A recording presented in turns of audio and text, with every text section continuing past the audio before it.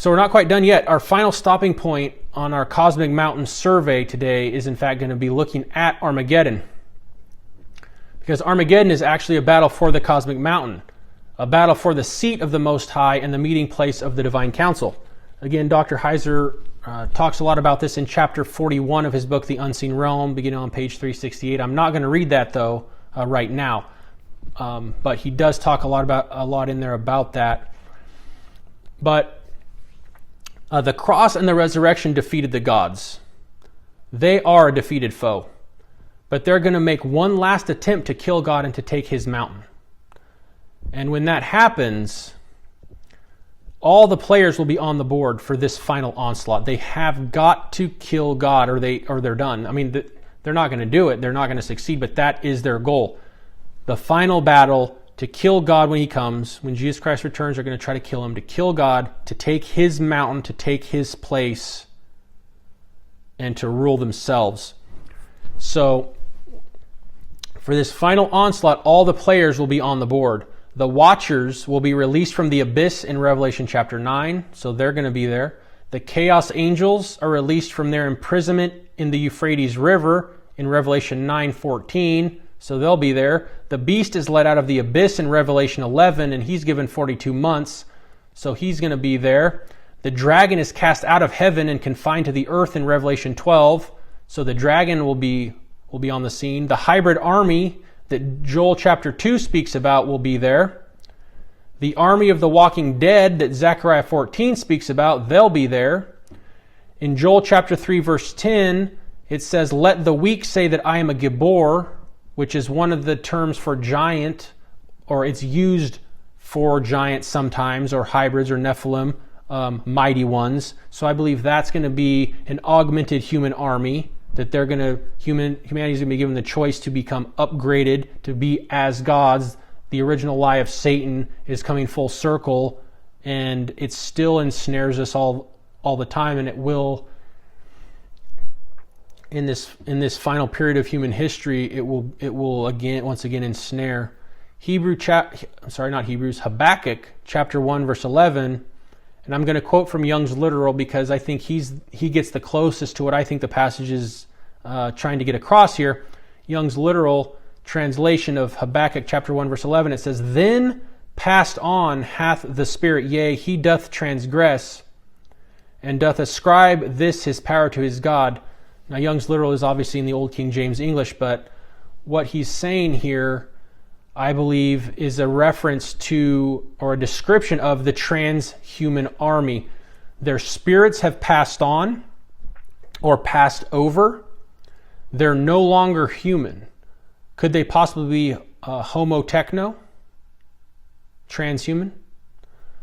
They are guilty, but they ascribe their new power to their God, which I believe to be the beast or the dragon that Revelation talks about. So these ones in Habakkuk chapter 1 verse 11, whose spirits have passed over, who are no longer, I believe, human, but now have this new power that they're ascribing to their God. You know, in Revelation it says they worship the beast, they worship the dragon.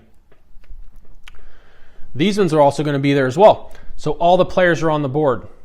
Chaos gods, Watchers, the beast from the abyss, Satan, and the augmented human army, transhuman army, hybrids, the Walking Dead army, and the new Gibborim of Joel chapter 3 verse 10. They're all going to be there because they have to try to kill Jesus when he returns. This is their plan. Everything the dark side's been doing is leading to this moment in history. When the returning Christ comes, they will have all their power assembled on the battlefield to attempt to kill him.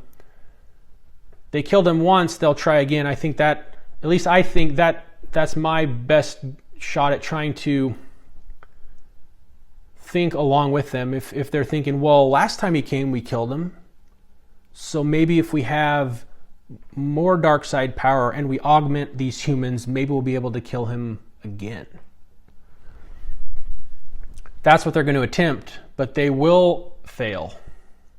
But they're going to try it, and you don't want to be on the wrong side of that war. You do not. The coming war some people say Yahweh against the gods, but it's Yahweh against the gods, Yahweh against the Watchers, the hybrid army, and what's left of humanity that rejects him. You don't want to be on the wrong side. You want to be on the side of Yahweh, on the side of Jesus Christ. As the book of Revelation says, those who are redeemed by the blood of the Lamb and the word of their testimony, those who have made that trade, Jesus' cleanness, his perfection for our brokenness and our pain and our sin, you want to be on his side, the one coming with the clouds, with the host of heaven to receive the kingdom. In Psalm chapter 2, verse 1 through 6, we read, "Why do the nations rage and the peoples plot in vain? The kings of the earth set themselves, and the rulers take counsel together against Yahweh and against his anointed, saying, let us burst their bonds apart and cast away their cords from us. He who sits in the heavens laughs. The Lord holds them in derision. Then he will speak to them in his wrath and terrify them in his fury, saying, as for me, I have set my king on Zion, my holy hill." And again, I believe like a holy hill is another way of saying cosmic mountain or holy mountain or the mountain. I think there's different terminology for it. I believe this is what the psalmist is talking about, because we know that the place that the king is going to be seated, it says right there, I've set my king on Zion, which again in the earlier psalms is called Yarkei Zaphon, or the divine mountain, the cosmic mountain.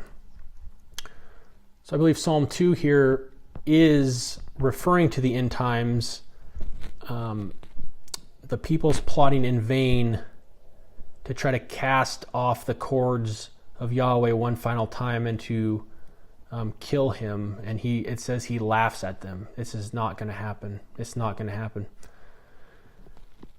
Daniel chapter 7, we're going to close with this one today. Starting in verse 13, Daniel 13, I'm going to read chapter 7, verse 13, 14, and then skip down to verse 27. It says, this is Daniel speaking here. He says, "I saw in the night visions, and behold, with the clouds of heaven there came one like a son of man, and he came to the Ancient of Days and was presented before him. And to him was given dominion and glory and a kingdom, that all peoples, nations, and languages should serve him. His dominion is an everlasting dominion which shall not pass away, and his kingdom one that shall not be destroyed."